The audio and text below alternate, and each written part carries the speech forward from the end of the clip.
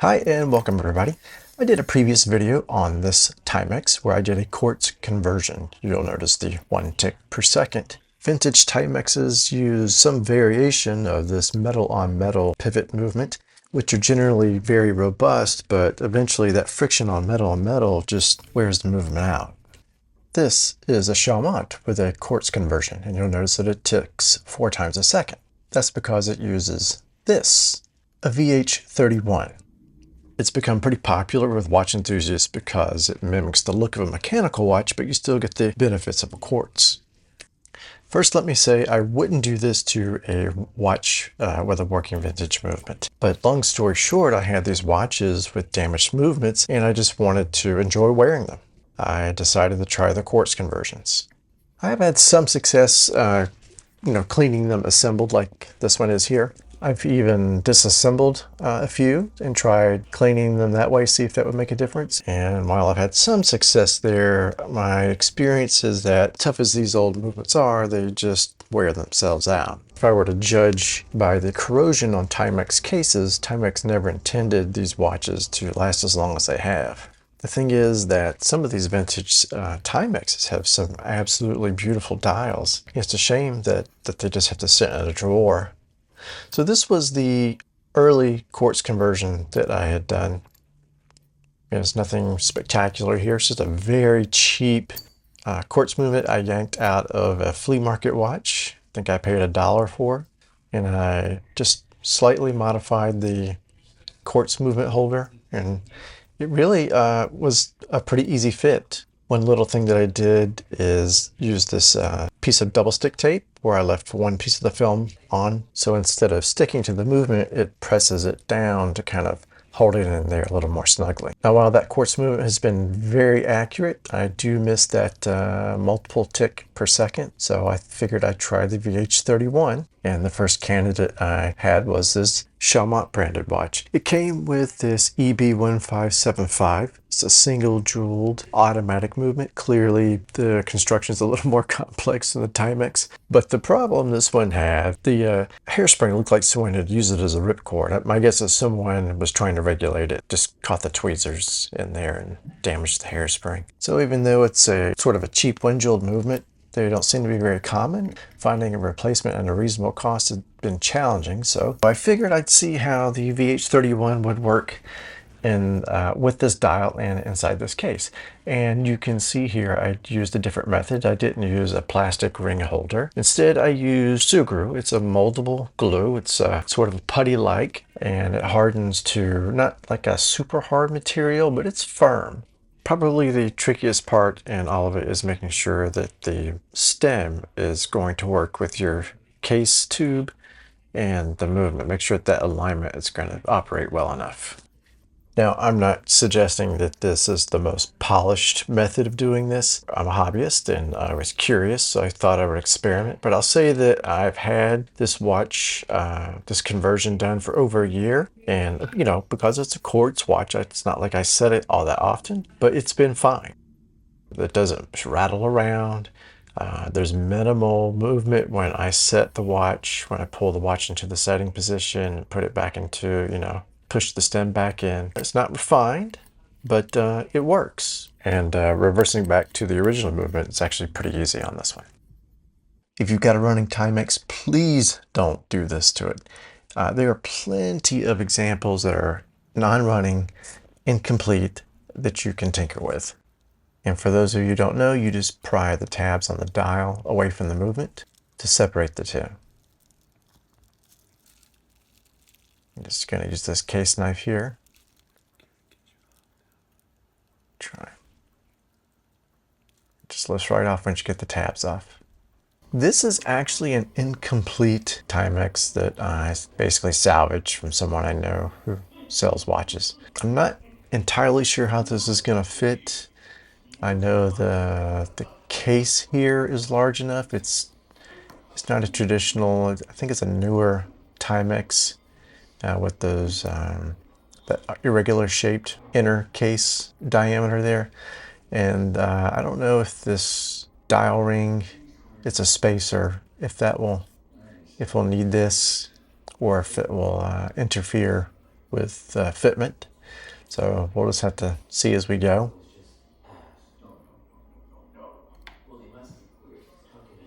But the very first thing I'm going to do is see if we can secure the dial to the top of the movement. And for that, I'm going to use these adhesive pads called, we call them dial dots. And the way that you use these, I just kind of like to take my tweezers here and pry them up off the sheet. And I'll start with placing one here. So it's like double stick tape. So we'll get that down. And we'll place another one here.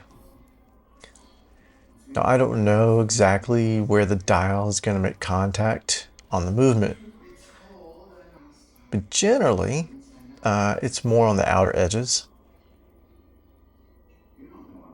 We'll just rub that down there.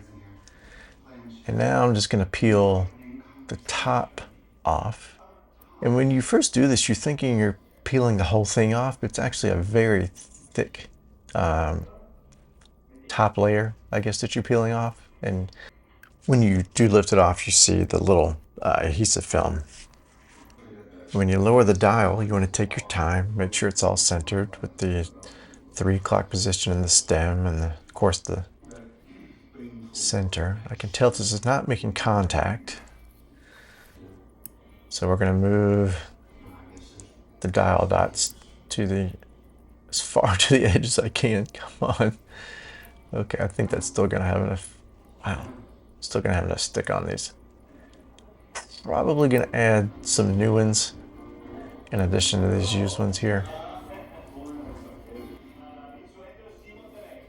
And a lot of people will complain that the dial is a pain to take off after you use these. You know, it is. You have to take your time and gently pry up. You know, it's really not that hard. You just got to take your time. And if you know that they're there, it's not so much of a problem. It's just a nasty surprise if you're working on a watch and you don't know that they're there.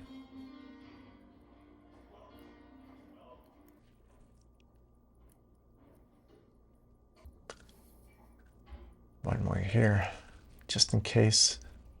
The center.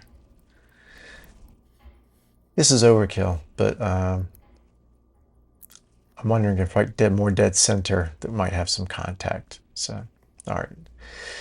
We'll try and line this up and with the cannon pinion in the center and the 3 o'clock marker with the stem. Take your time.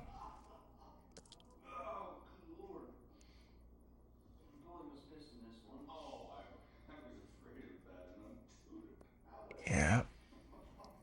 Okay, I can feel it making contact.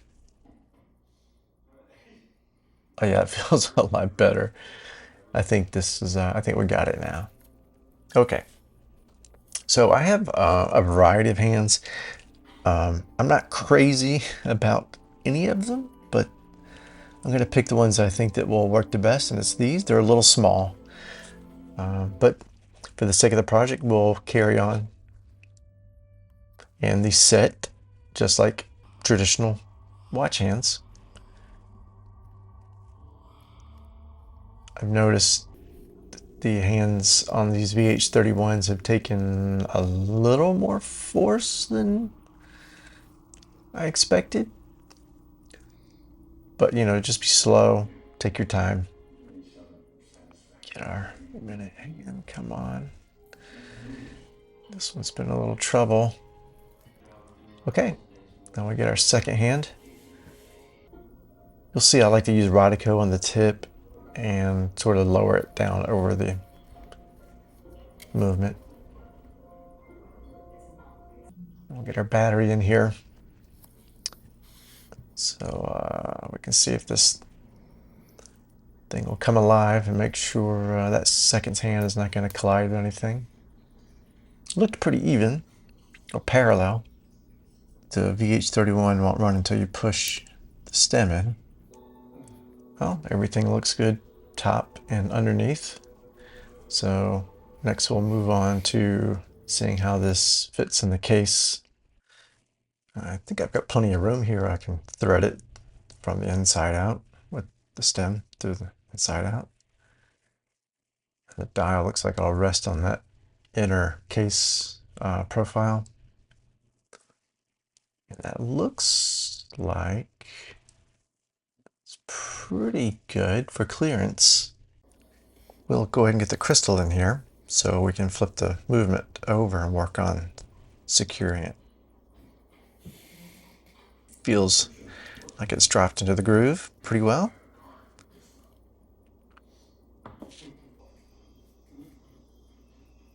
Well, I'm pretty sure I'm going to spare you the several minutes of me fumbling around with different doodads and bits trying to fill this little gap. I've settled on cutting up another old plastic quartz movement holder. And it's not pretty. It's going to do the job. Again, this project is for fun. This is not meant to be a scaled production. Found a crown that fits the VH31 stem in my little box of crowns.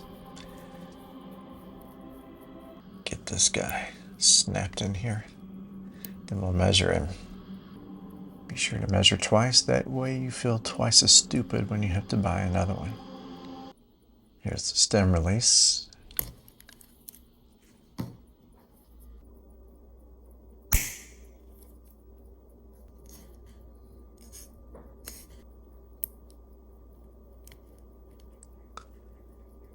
I think we got it in the first go. That's cutting it close.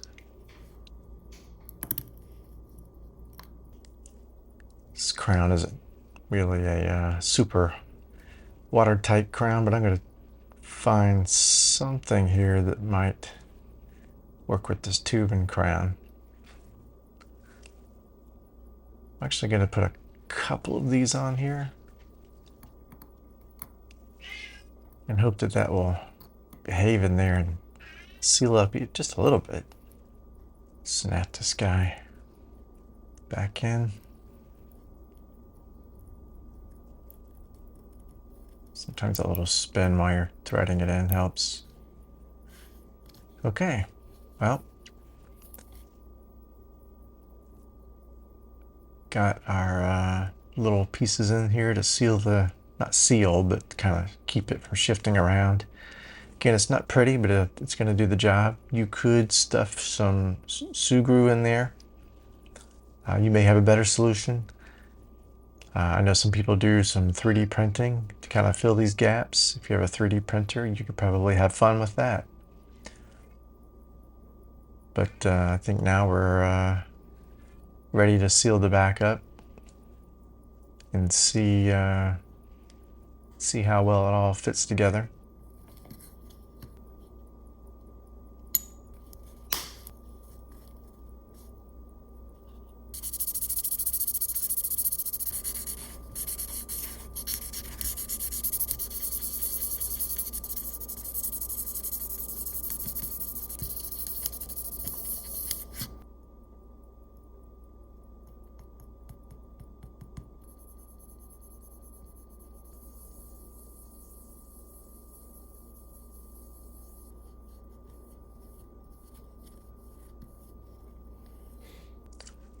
So I don't think it looks too bad. The hands are definitely shorter than I would like.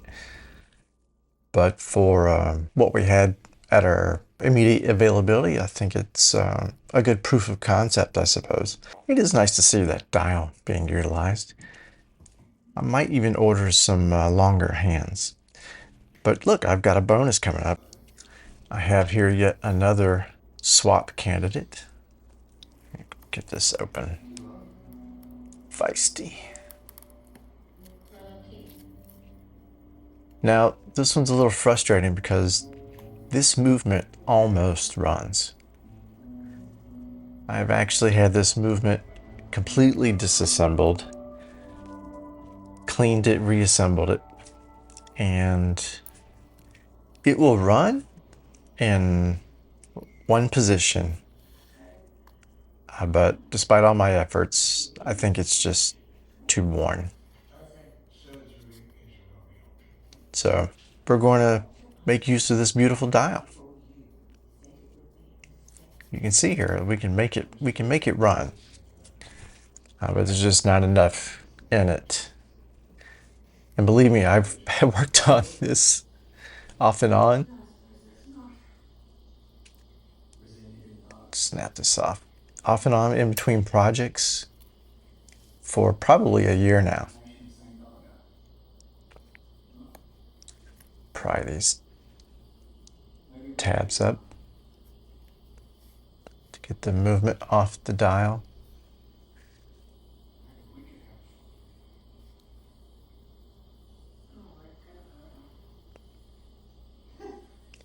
This one you want to be careful with because it's near the balance. But well, this movement's going to run.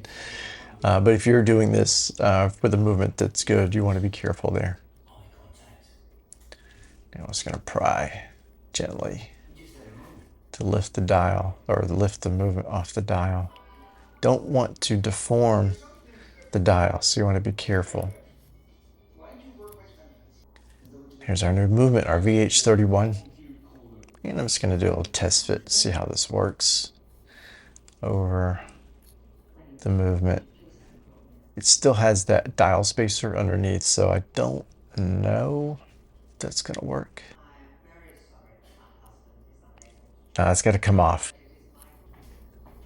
And so similar to those tabs that hold the movement to the dial, these tabs are on the dial and secure this movement spacer in place. So we have to pry these up.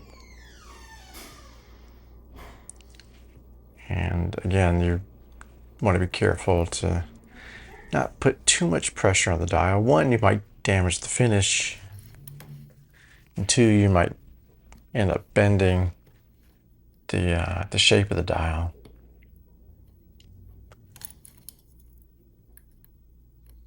Let's lift this off the dial here. And these tabs that are on the dial need to bend back in. They're gonna feel sure that I know they'll interfere with the fitting of the case. So I have to get these at least flush with the outer diameter of the dial. And hopefully they won't interfere with the movement.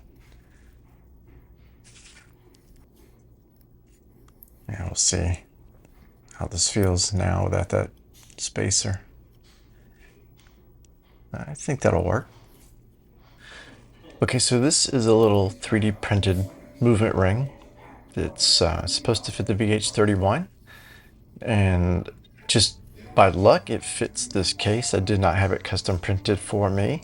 It was expensive, and I thought, well, I was just curious, so I ended up ordering it.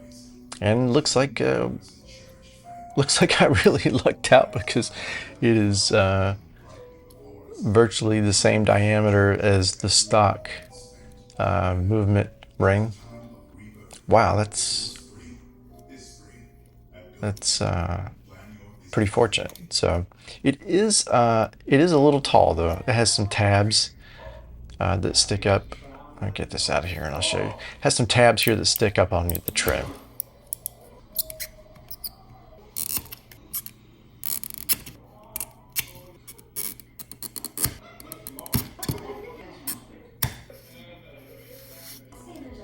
Let's see if this how this fits after we've carved that up a little bit. I think that's going to do pretty well. Try the case back here. Yeah, I think that's going to clear just fine. So now we'll move on to the dial. So I didn't mention earlier, maybe because it was obvious to me, but you know, if you're new to this, it might not be so obvious, but you're going to place these away from the pivot. So just be careful placing that. But since we did this earlier, I'm going to speed through this probably.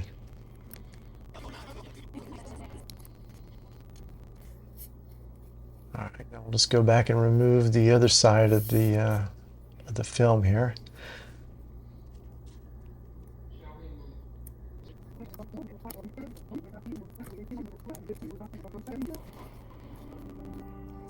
All right, let's see if we can place the dial. So I've got this elevated up a little bit. It's just a little easier for me to kind of steady my hands to get this centered to the opening of the dial. You want to make sure That 3 marker is aligned with the stem.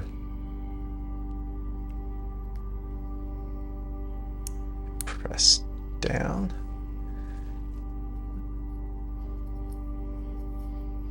And I'm not sure. I don't think we're contacting those dial dots at all, which is kind of weird. Aha! I see the problem. Okay, so the dial would not go as far down as it really could because of this little tab is interfering. It's hitting the movement, so the dial isn't lowering down fully. So I need to just bend this out of the way, either one way or the other, just so that the dial will can go down a little further. Okay, I realized earlier I was almost out of view, so I'll try and do this with the one case pad a little lower, and just so that you guys can see it. Again, just eyeball this in the center and make sure that 3 is aligned with the stem. See if I can make contact with the dial dots. Okay, I think we're getting on the adhesive there. That's feeling pretty good. It's not shifting around. Now we'll see how this slides into our case. Again, I'm going to feed the stem through the inside to this tube, and we'll see how well it sits in here. And it's not fitting in here, and I can see why. Again, it's another one of those tabs that I didn't push out of the way. Still having some trouble getting it in there with the complete unit assembled, so I've got the ring off and then cased it, and now I'm going to slide the movement ring over the back of the movement here. And that's a really pretty good fit. Now, if you had your own 3D printer, you could get that down to the fraction probably and make it a perfect fit, but it's really pretty good. I think the case back's making just about the perfect amount of contact, so we'll need to get that back off so we can finish getting this all together.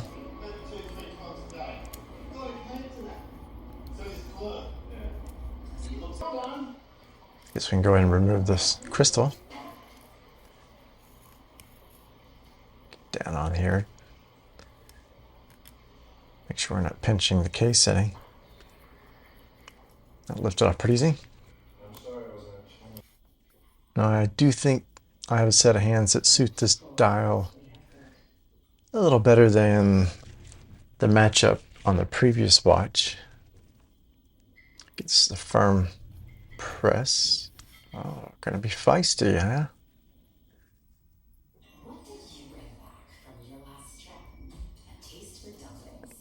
You want to be firm, but make sure you're not damaging the hand because it's misaligned.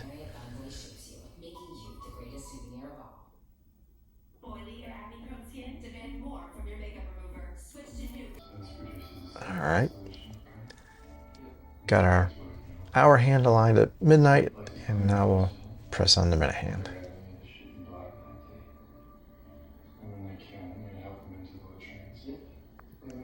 It's also a little feisty.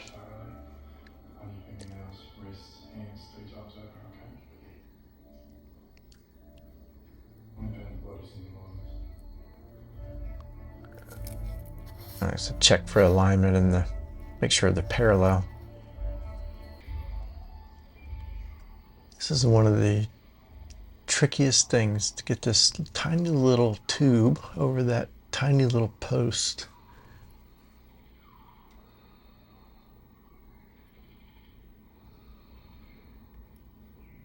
It's also a little tight. I think that's got it. Now let's see if this thing's going to tick.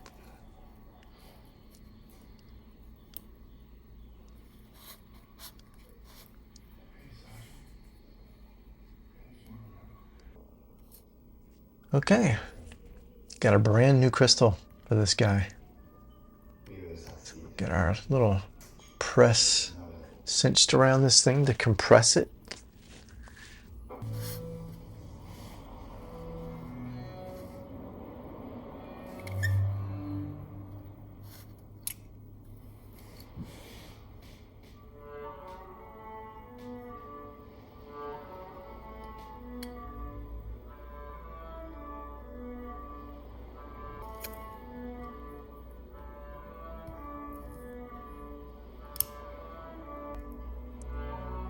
What do you guys think? I think the handset works really well with this one. It's pretty close to what the original hands were. Okay, everybody, it took me a while to find a crown for this, and this one is pretty perfect. But we're not done. No, we have to fit the stem. There was one modification I made to this crown. The gasket was way too large. This gasket that was fit around, come on, the tube of this crown here.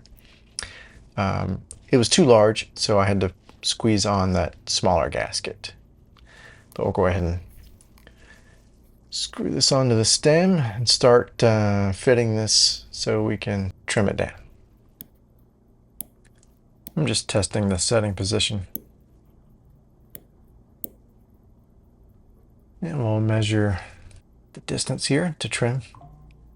And I'm going to trim a little short of this.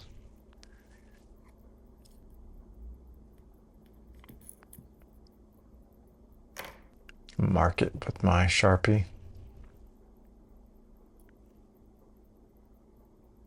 And we'll measure this twice.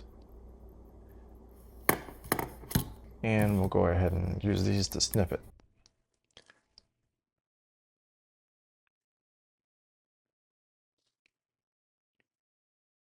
Well, here's the moment of truth. It looks short. It's good. Okay. Whew, that is so close. I actually wish it were just a tiny bit longer. But it does go in and out. The setting lever is activated into the timekeeping mode. So we'll go ahead and add a little Loctite here and secure the crown. So let that be a cautionary tale to you. I got a little too aggressive, but it works. It's adequate. It's just not what I would consider the perfect fit. The setting lever just doesn't go in the full travel, but it's enough. You'll notice the time stops when you put it into the setting mode. For a manual watch, or mechanical watch, we call that hacking. A lot of quartz watches do that. I'll put a strap on here and transform this thing into a watch.